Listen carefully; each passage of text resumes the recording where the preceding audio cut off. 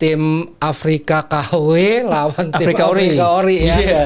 Maroko punya kualitas, punya pengalaman dan punya mentalitas yang lebih bagus. Itu dia pindah warga negara dari Prancis ke Maroko. Udah adu penalti itu nggak ada lagi yang di atas kertas atau di bawah kertas. Iya, benar-benar. Bagi pemain Maroko yang tidak bagus katanya, ya udah silahkan bermain untuk Maroko. Saya nggak ngomong kasar loh.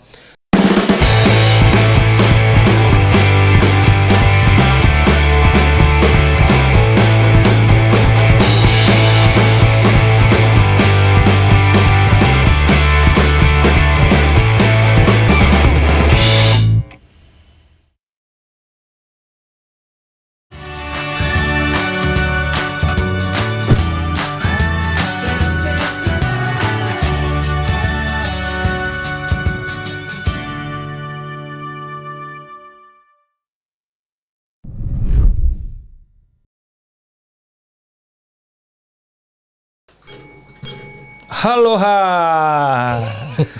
Ya, awalan udah pada ketawa ya kan. Kita kembali lagi di program Copa Dunia. Iya. Kali ini sedikit berbeda. Ini pemain pengganti turun menggantikan Erwin Fitriansa. Saya dengan Dika Fitriansa ya. Dika Fitriansa. Iya kan, Sir Dedi bersama Sir Dedi Renaldi ya kan. Kita ada di program Copa Dunia Ya. dan jangan lupa buat teman-teman semua subscribe, like dan komen channel ini ya, Ya. buat kita makin berkembang. Oke. Iya. Betul. Oke, dan kita juga berterima kasih buat Kopi Uang Mas Ya. yang sudah mensponsori kita, telah mendukung kita. Kalau ngomongin bola, Nanti dulu ada satu lagi Apparel. iya, dan kita juga didukung oleh Apparel. Irek Apparel. Ya kan? Sip. Ngomongin bola, kalau nggak nyeruput Kopi Uang Mas, nggak pas. Oh, gitu. Ya kan? Kita seruput dulu nggak dia? Seruput dulu ya? Seruput dulu Oh, lah, oke. ya kan? Seruput dulu. Oke. Mantap. Nah, sekarang main apa kita dah sekarang dah? Iya nih kita udah sampai perempat final nih Dik. Yoi. Perempat finalnya keren banget sih. Harus diakuin ya. Maroko versus Prancis. Jumat 10 Juli jam 3. Jangan lupa ya. Jumat 10 Juli. Gini Dik. Soalnya ketemunya Maroko dan Prancis itu mengulangi semifinal Piala Dunia 2022 Iya, di Qatar ya 4 Win? tahun lalu ya. Dik. Dan saat itu Maroko emang lagi bagus-bagusnya tapi terpaksa dihentikan oleh Prancis ya. Kemudian juga kalau kita lihat perjalanan Maroko dan Prancis ini kan sama-sama produktif ya, boleh dibilang seperti itu. Dan ya ini kayak apa ya? Tim Afrika KW lawan tim Afrika Ori ya. Iya. Ya enggak, itu ininya aja ya, omongan di luar gitu ya, kira-kira seperti itu. Karena banyak pemain-pemain dari Maroko ini juga merumputnya di Liga Prancis Dik, ya. Kemudian juga secara sejarah kan Maroko juga punya hubungan ya dengan Prancis ya. Bahasanya juga kalau nggak salah yang di Maroko bahasanya Prancis juga ya. Bahasanya Prancis ya kan? juga. Orang-orang di sana komunikasinya bahasa Prancis juga. Betul. Jadi kalau pelatihnya Maroko nanti ngasih perintah ya pasti pemain Prancis ngerti lah ya. Iya. jadi ini pertarungan bahasa Prancis. Pertarungan bahasa Prancis, betul Dik. Nah itu Dik, kalau kita lihat dari road to perempat final karena udah perempat final ya. Maroko itu dimulai dengan grup C dan dia berakhir sebagai runner up Dik ya. Maroko versus Brazil 1-1. Ya. Mungkin Dika punya catatan tersendiri ketika Maroko ketemu Brazil. Ya. Kalau Maroko Brazil tuh gimana ya, kayak mentalnya Maroko setelah dia semifinalis di edisi terakhir. Betul. Udah kebentuk tuh saat lawan Brasil. Betul. Mereka nggak mau kalah, terus bisa mempertahankan. Misalkan dia nggak boleh kehilangan poin lawan Brasil, nah, dia bisa mempertahankan itu dan terbukti kan setelah imbang lawan Brasil nggak pernah kalah. Iya. Dan bahkan terakhir kemarin lawan Kanada menang meyakinkan 3-0. 3-0, betul. Dan ya maksudnya trennya tuh naik. Ya. Sebenarnya mirip sama kayak edisi yang 4 tahun lalu sebenarnya kalau diperhatiin. Gitu ya. Ya kan? Ya, Habis dia setelah 16 besar ngalahin Spanyol kan waktu itu di adu penalti. Iya. Terus ngalahin Portugal 1-0. Ya. Lolos semifinal. Nah, ini kan trennya juga sama nih, dari setelah seri 1-1 cuma menang tipis lawan Skotlandia, terus golin banyak kan, lawan Haiti golin 4 gol dan lawan Kanada mencetak gol 3 dan salah satu Iya. tim yang produktif juga kan ya. Iya, karena totalnya Maroko tuh sampai ke perempat final sekitar 10 gol deh Iya. kalau nggak salah. Nah kalau Perancis menurut lu gimana, Dik? Kalau Perancis ini memang kayaknya udah kalau dibilang tim-tim lain tuh tersiok-siok, dia cuma tersenyum dan lawan gua ini mulus. Mulus ya. Ya kan Dimulai dari grup ya. Ya, dari Dik, grup. Prancis Senegal 3-1, Prancis Irak 3-0, Prancis Norwegia 4-1. Walaupun di pertandingan Prancis Norwegia ada sedikit itu ya isu. Ya, bahwa Norwegia mainnya memang tim kedua sih itu. iya karena Norwegia mencadangkan 10 pemain intinya. Iya. Ternyata itu ada skenarionya tersendiri buat Norwegia. Nanti kita bahas di belakang tuh, Dik. Nah, yang menarik juga Prancis versus Swedia. Tadinya gue pikir akan sulit, akan sengit ya. Akan sengit gitu. Ternyata Prancis 3-0 menang. Kemudian Prancis versus Paraguay. Nah, di sini dramanya itu ya, Dik ya. Jadi setelah pertandingan itu banyak sekali ya yang bilang bahwa kematangan pemain-pemain Prancis itu diuji banget sama Paraguay ya. Selain di lapangan juga dihajar habis-habisan gitu. Setelah pertandingan juga menjelang selesai itu kan banyak sekali bulian-bulian yang mungkin verbal maupun aksi ya, Dik ya. Tapi itu ya tanda-tanda nih di Prancis tuh udah mateng banget nih pemain-pemainnya. Sama yang kemarin Paraguay itu yang insiden Mbappe dan kipernya Paraguay itu. Betul. Maksudnya kan tengil-tengilnya Mbappe dibuktikan waktu habis nyetak gol terus deket ke supporternya Paraguay segala macam. Jadi bahwa makin pede nih si Jenderal Mbappe kan pengennya sekarang Jenderal Mbappe nih. Jenderal Mbappe ini makin pede nih. Jadi gimana? Mesti akan mempengaruhi Prancis ke depan nggak ada? Terutama Maroko nih. Kalau buat Prancis itu sekarang ini kalau dari sisi teknis udah nggak ada pertanyaan ya. Mudah-mudahan seperti itu ya, Dik. Nah sekarang ini ketika pertandingan sudah masuk ke babak knockout itu tuh mental itu mungkin bisa 50%-nya yang harus disiapkan, Dik. Ya kalau secara teknis Prancis sama Maroko ini kan juga udah pernah bertemu ya. Udah pernah bertemu. Kalau dari head to head ya, Dik, itu ada 6 pertandingan. Prancis itu menang 5 kali, seri cuma sekali, dan Maroko itu nggak pernah menang. Jadi di atas kertas nih ya, di atas kertas Maroko itu Prancis 70% lah itunya. Potensi menangnya ya. Di atas satu kakinya lah ya ibaratnya. Iya betul. Tapi kalau lawan Paraguay dengan model dia parkir bis terus dengan permainan keras, ngeliatin bahwa Prancis juga kerepotan. Kira-kira Maroko nggak akan main seperti itu.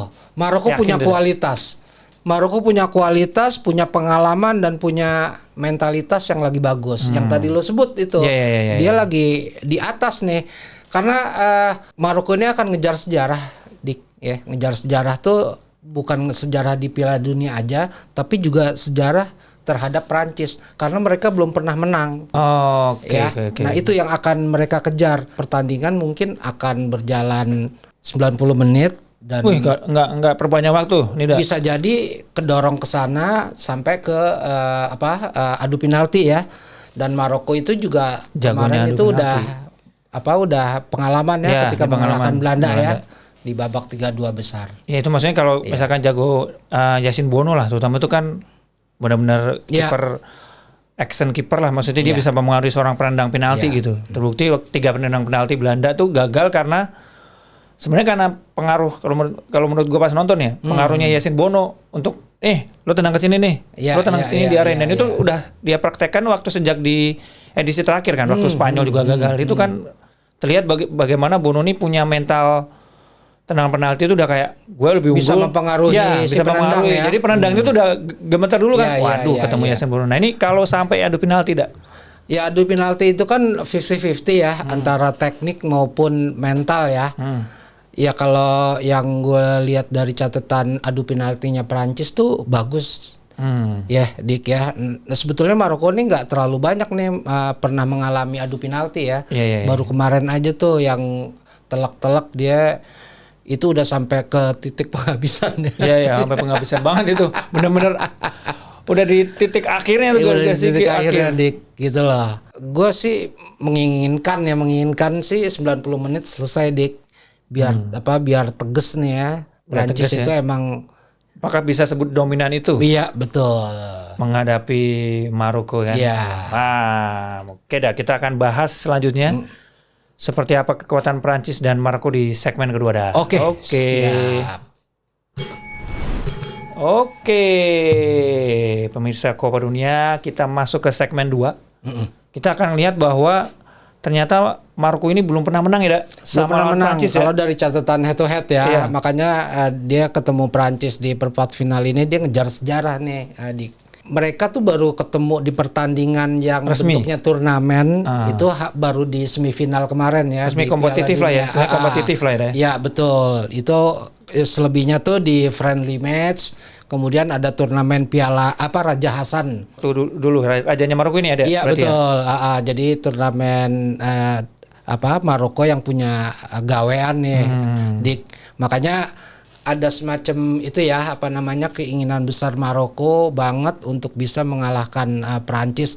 Dan yang menariknya Dik, di sektor gelandang Maroko itu ada pemain muda gelandang Ayub, namanya Ayub Boadi. Itu baru 18 tahun. Dan yang menariknya lagi Dik, dia itu baru bulan Mei 2026 dia pindah warga negara.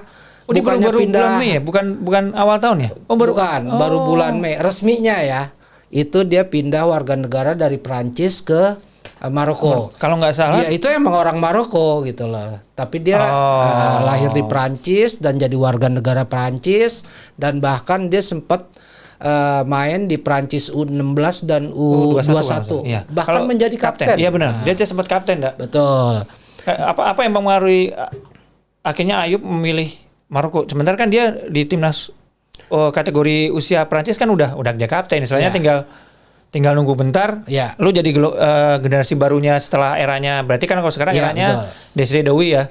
Desiré Douy lah, Barcola lah. Saya berarti Barcola lu naik nih. Nanti ini apa sih kira-kira itu? Iya pastinya kesempatan ya, Dik.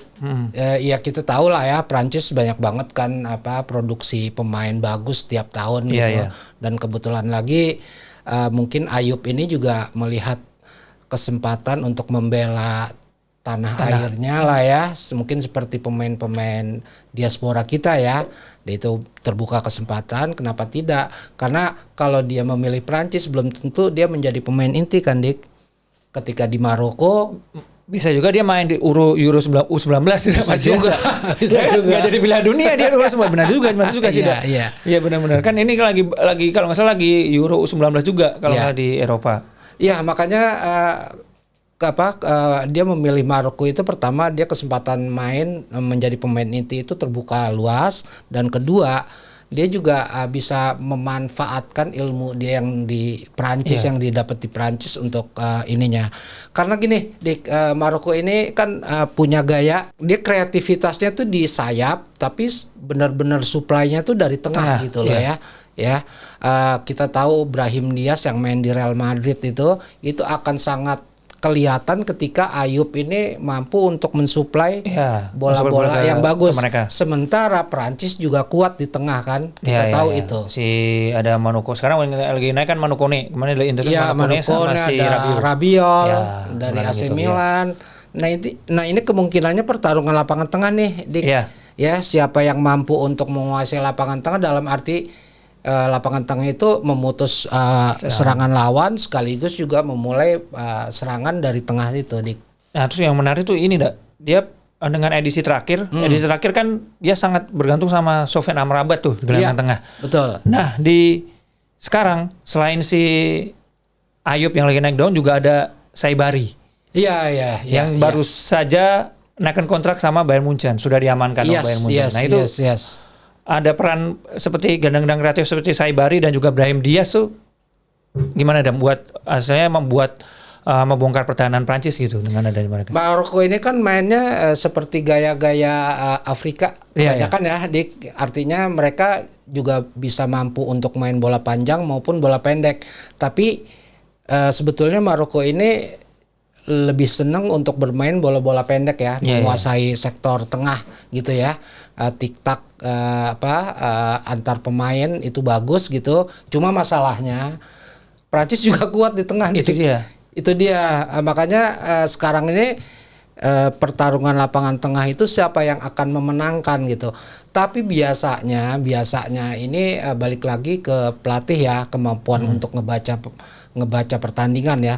Karena seperti kebanyakan pelatih, dia itu punya batasan nih di menit pertama sampai menit ke-20 dia udah melihat seperti apa kondisinya. Menit 20 sampai menit 45 dia tahu seperti apa ininya. Makanya ketika babak kedua itu pasti akan ada perubahan-perubahan dik. Tapi gue kemungkinan melihatnya nih pertarungan lapangan tengahnya ini akan menarik banget. Jadi ini pasti akan duel dua gelandangnya kreatif semua di sisi Prancis dan ini.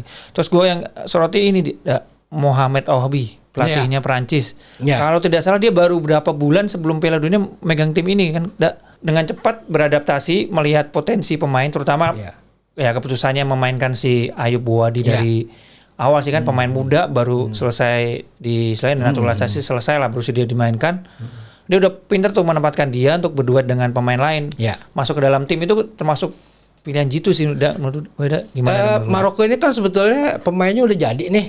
Dik, ketika si Ouabi masuk itu sebetulnya Maroko ini udah jadi, tinggal dia nambel-nambel dari posisi-posisi yang menurut dia kurang gitu lah ya.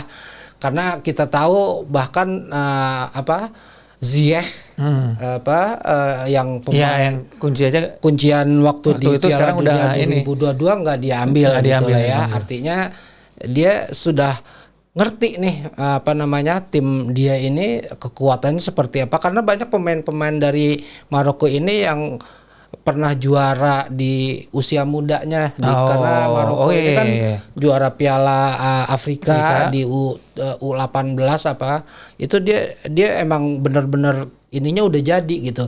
Dan beberapa pemainnya kan juga sebetulnya udah mateng di PSG, di klub-klub gede ya, Real Madrid, ada Girona, ada Lille gitu lah ya, ada Real Betis.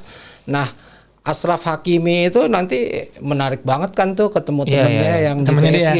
Si Dembele. Mbappe kan? Oh iya, ketemu Dembele sama dia. Entar foto ini ya obrolan ruang lorong lagi bareng Achraf Hakimi. Achraf Hakimi sama Mbappe. Achraf Hakimi temennya cuma kan sohibnya itu. Beda sisi ya. Achraf Hakimi kan lebih ke sisi kanan ya. Ya, meskipun dia enggak ketemu di sisi kiri ya, kalau nggak salah ya.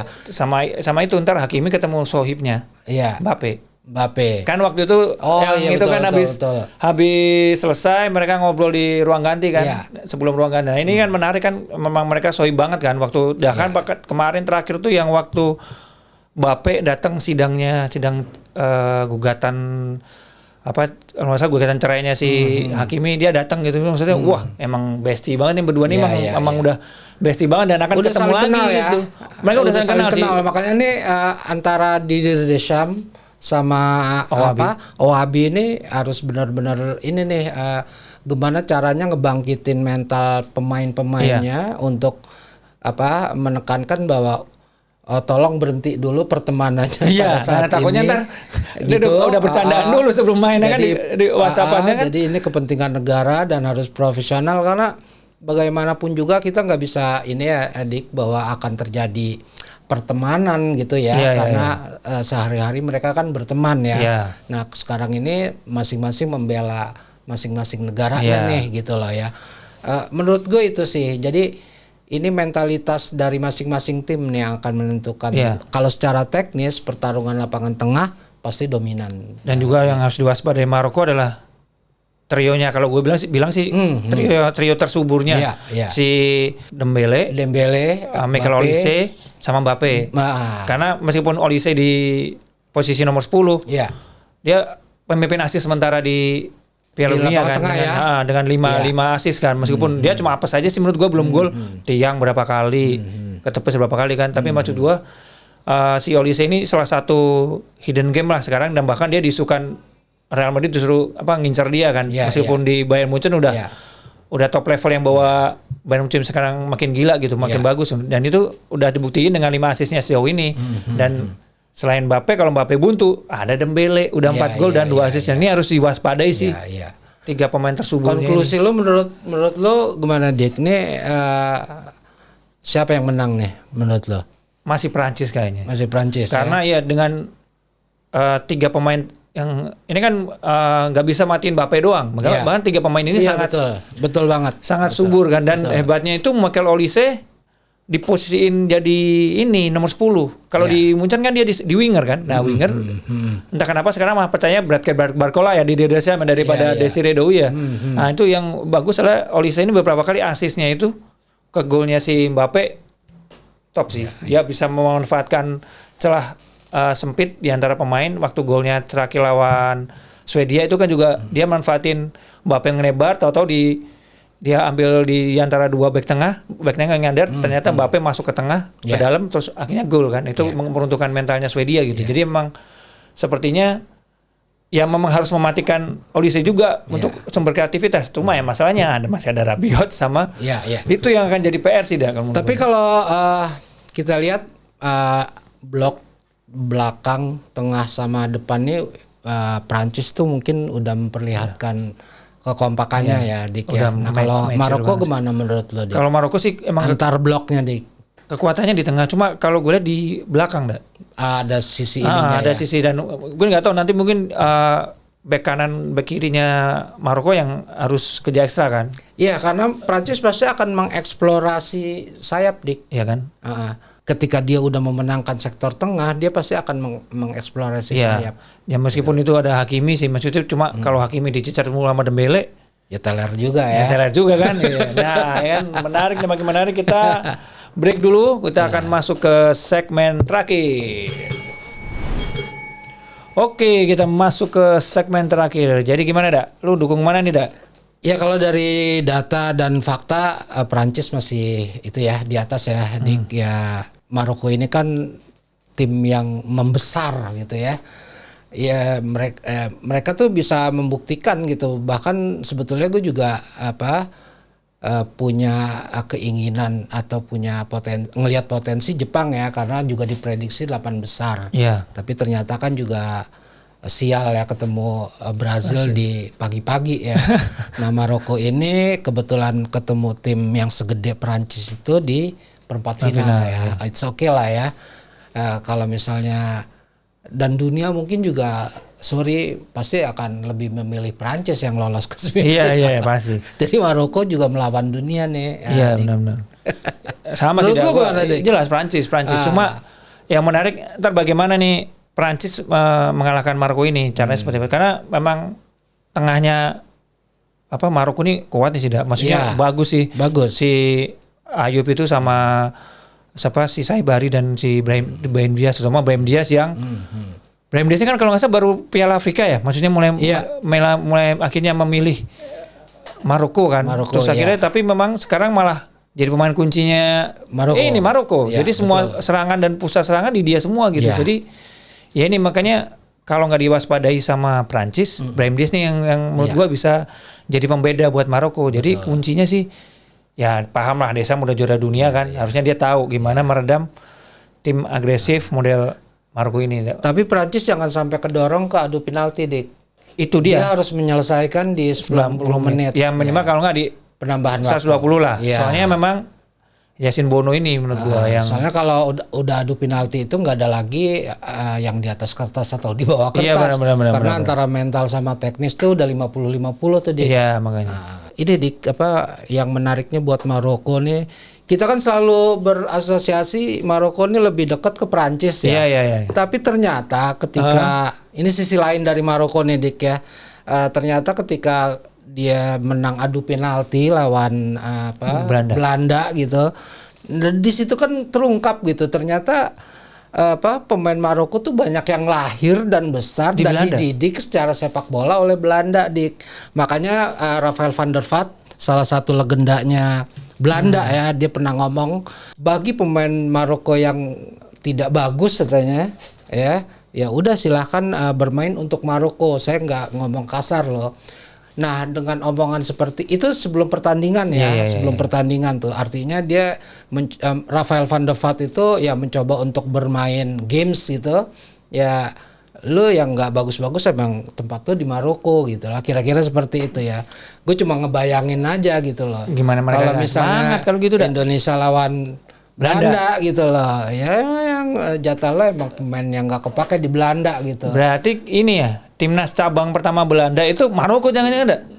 Belanda tuh banyak cabangnya ternyata. Iya, cabangnya. Kurasau juga. Ini tayar ininya lah. Ini tayar kedua. Iya, makanya Maroko ini ternyata itu loh banyak berhubungan dengan Belanda ya. Kita pikir tadinya kan lebih banyak ke Prancis ya, karena negara jajahannya kan Prancis ya. Ya seperti Bek Nusair Mazroui itu didikan Akademi Ajax. Ya, kemudian ada gelandang Sofian Amrabat yang tadi disebut itu Utrecht. Terus juga main di Feyenoord kan. Terus juga ada bek Anas Saleh-Eddin didikan AZ Alkmaar dan Ajax juga. Nah, dia main di FC20. Ini kan sesuatu yang menurut gua bahwa dunia itu udah semakin dunia sepak bola itu udah semakin seperti itu gitu lah. Jadi jangan lagi anti tentang pemain diaspora ya. Kira-kira seperti menurut lu gimana? Ya, dan masih ada lagi yang lagi ngehits Ismail Saibari. Nah itu Eindhoven ternyata kan. Spanyol dia lah. Spanyol tapi maksudnya didikannya Eindhoven. Jadi kan kemarin juga ini namanya keangkat gara-gara Eredivisie juga gitu. Jadi memang bener dah, memang kita nggak boleh tutup mata bahwa trennya tuh emang pemain diaspora udah biasa di seluruh dunia gitu. Lu pasti inget Dik ya tentang komennya Ronald Koeman ketika PSSI banyak ngambilin benar-benar. Belanda ya kan dia bilang enak banget nih Indonesia gitu pemain dididiknya di sini dipakainya di Indonesia. Tapi ternyata Maroko juga gitu. Sama. Ya kan? Sampai kan kemana ada bercandaan kan? Iya. Salahnya Virgil van Dijk duet sama backnya Serie A dong. Geitses ya kan. Akhirnya dia main Indonesia kan. Ya kan itu kan kayak gitu lah. Iya, makanya kan gue cuma bisa ngebayangin gitu ketika Indonesia ketemu Belanda gitu misalnya. Terus Belanda kalah gitu. Itu gimana nggak dinyinyirin? Iya, makanya. Itu Van der Vaart ngomong apa lagi dah kayaknya. Iya, kira-kira seperti itulah Dik. Iya. Tapi buat Prancis juga ada nih Dik sindirannya Dik. Ini apa tuh dah sindirannya dah? Jose Luis Chilavert, kiper Paraguay, masih ingat legendaris Paraguay. Dari Paraguay. Dia bilang waktu di Piala Dunia 1998 kita melawan tim nasional Prancis. Pada Piala Dunia 2006 kita melawan tim nasional Afrika. Iya. Oke, ya. Artinya perubahan dominasi pemain-pemain kelahiran Afrika diasporanya Afrika emang sudah menguasai Prancis ya. Itu ya lu boleh seneng atau enggak gitu, tapi faktanya ya seperti itu benar. Gitu ya. Bahkan kalau kita perhatiin itu nyaris yang putih itu tinggal Rabiol kalau nggak salah di tengah itu ya, Rabiol sama Digne udah itu doang. Dulu ketika di zamannya 998 itu masih ada Emmanuel Petit, Laurent Blanc, Fabien Barthez. Iya, betul. Apa yang nggak pernah kita kira gitu, ternyata sekarang nih orang berani ngomongin gitu loh. Iya benar. Gitu loh. Bahkan Jerman pun yang dulunya anti dengan kulit berwarna, kan pemain-pemainnya juga udah banyak yang berkulit gelap kan gitu. Iya, memang. Jadinya nggak salah juga sih gitu. Jose Mourinho pelatih top itu sampai ngomong ini kalau misalnya pemain Afrika ngumpul membentuk tim nasional Afrika, juara Piala Dunia itu dipegang mereka gitu. Nggak lagi Eropa, Amerika Latin muter di situ aja kan. Nah Afrika kalau misalnya pemain-pemain itu ngumpul membentuk tim nasional, juara dunia. Berarti Afrika gitu. Bersatu aja. United ya. United of Africa main di Piala Dunia berarti kan. Iya kan. Soalnya backgroundnya beda-beda yang Mbappe. Kan misalkan kalau mereka Mbappe kan Kamerun. Olise Nigeria. Iya, betul. Ousmane Dembele Mali, ya kan beda-beda negara. Afrika United aja ya kan. Tanpa apa kita bicara tentang rasisme ya, tapi emang ternyata pemain-pemain diaspora Afrika itu bermutu gitu iya, ya, Dik ya. Dan itu mungkin sebuah keuntungan buat Prancis juga ya. Iya. Ya, maksudnya dari beberapa negara di Afrika, ya benar, negara-negara jajahannya ya. Jajahannya dia All Star-nya lah diambilin. Jadi bela Prancis semua. Jadi dari belakang deh. Si Konde Afrika, ya kan? William Saliba dua-duanya Guyana sama Aljazair kalau nggak salah kan. Ya praktis yang putih tinggal 2 di itu Rabiot dan Dine. Rabiot sama Diknya ya. Ya, tapi itu kenapa sih? Tidak? Ya gitu memang udah umum di hal kayak gini sudah lumrah ya. Dan Prancis itu sebetulnya dengan pemain-pemain yang ada sekarang ini kelihatan banget tuh di gaya Prancisnya ya. Prancis itu dulu kan punya julukan Brazilnya Eropa ya sebelum Portugal ya. Nah sekarang itu dia lebih berkembang lagi dengan skill individunya ala Brazil, tapi disiplinnya ala Eropa gitu. Ya, kita harus nggak pungkirin lah kalau bahwa ya datangnya emigran dari Prancis akhirnya menjadi bintang wajar sih. Tapi yang perlu diperhatikan tuh ini Prancis yang ngebina. Nah mungkin itu yang jargon-jargon itu tuh yang muncul ketika mungkin ada Maroko, ya itu kayak dia ngebina Ayub Wadi kan, 18 tahun dari Akademi Lille, tahu-tahu ke Maroko. Mungkin itu yang bikin Prancis juga, gue paham dia pemain Maroko, tapi kan gue yang didik gitu kan. Mungkin lebih ke situ yang bikin tensi besok ya, lebih. Seperti juga Rafael van der Vaart ya. Iya, mungkin kan gitu kan. Gue yang didik, lo yang ini. Tapi Prancis boleh ngelas dong, misalkan. Lah, Mbappe kalau di Kamerun emang jadi sekarang kayak jago sekarang, gitu sih, Kayak lebih ke situ sih, Iya. Ya kan kalau masalah win-win solution lah. Iya, ini kayak gitu aja sekarang sih, Wah, ini kita udah di kode kayaknya. Kita akhiri aja pemirsa Copa Dunia. Di episode kali ini, dan kita lihat nanti Maroko versus Prancis hari apa? Jam berapa? Hari Jumat. Jangan lupa. Jam 10 Juli jam 3 Stadion Gillette Boston. Di Amrik berarti mainnya deh. Berarti main Amrik.